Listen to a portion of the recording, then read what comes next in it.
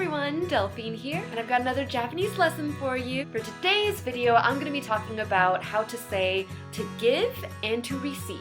Gift giving is actually a pretty big part of the Japanese culture, and the way that things are phrased is a little more complicated than it is in English, so I'm hoping to clear up some confusion with this video. Now, for one thing, to give and to receive can actually be translated a little bit differently depending on how formal or informal you want to be. This is actually a huge topic that I don't plan on getting into today. That'll be for a future lesson, so don't worry too much about that right now. But if you are familiar with words like itadakimasu and you're wondering why I don't talk about that kind of thing in this video, don't worry, I will get there eventually. I just wanted to start with the very basics today. So the three words that we're going to be learning today are agemasu, kuremasu, and moraimasu. The first two I think are probably the toughest to learn. Agemasu and kuremasu both mean to give. The difference is who is doing the giving. If you're talking in first person and you're saying, I give this, then you would use agemasu. If you're talking in third person and somebody else is doing the giving, such as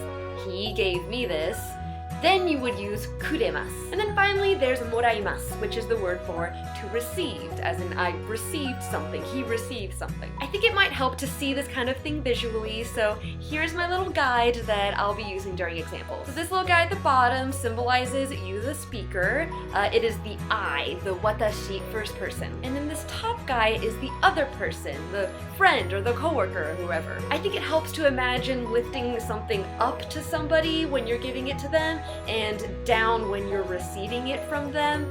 So try maybe using these motions of up and down whenever you're practicing these. Ageru, morau. So I'm gonna keep this guide up during the examples on the side. Hooray for technology. So let's just dive right into some examples. So again, when you're giving somebody else a gift, you say agemasu. Watashi wa ringo o agemasu. I will give you an apple. Fun fact, the verb ageru, agemasu, can also mean to rise up. So again, try using this hand motion. Probably feels silly, probably looks silly on video, but try it out. If you really want to specify who you're giving something to, you would use the particle ni. I've gone over this before very briefly in the particle video for ni. Click here if you need a refresher, where ni is marking the indirect object of a sentence. Watashi wa tomodachi ni ringo o agemasu. I'll give my friend an apple. In this case, the subject is I, or watashi.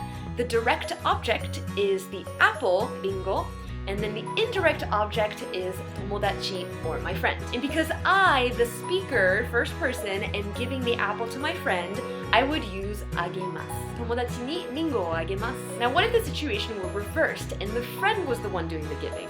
This is where you would use kuremasu. Tomodachi wa watashi ni ringo o kuremasu. My friend will give me the apple. In this case, the friend is the subject, the direct object is still the apple, and then the I, the watashi, is the indirect object. And then finally, that last French thrown in there is moraimasu, to receive.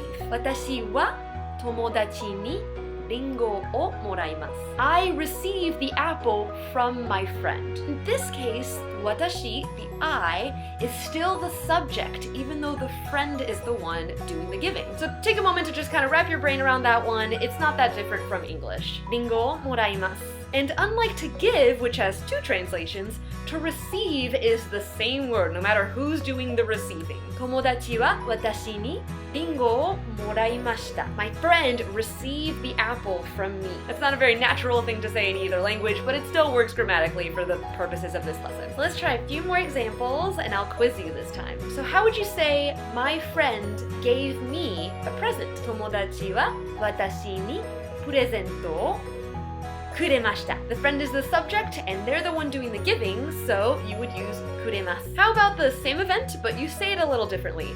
I received a present from my friend. Watashi wa tomodachi ni purezento o moraimashita. You're the subject, the watashi, and you've received something. Now how about I gave my friend a book? Watashi wa tomodachi ni hon o agemashita. You're the subject, the watashi, and you're the one doing the giving. Alright, we've come full circle, and I hope that all made sense. I remember that when I first heard all of this for the first time, I thought to myself, like, oh yeah, I can do this, it's not too bad. And then when I actually went out into the world and tried to use this on the fly, I found myself getting confused more than I thought I would, so do make sure to give yourself plenty of practice on this. Use a diagram, move your hands up and down, whatever helps you, and eventually it'll stick. So there's your introduction to giving and receiving in Japanese. As always, if you have any questions or video requests, leave them in the comments down below. Thank you so much for watching, and I will see you next time. Happy learning!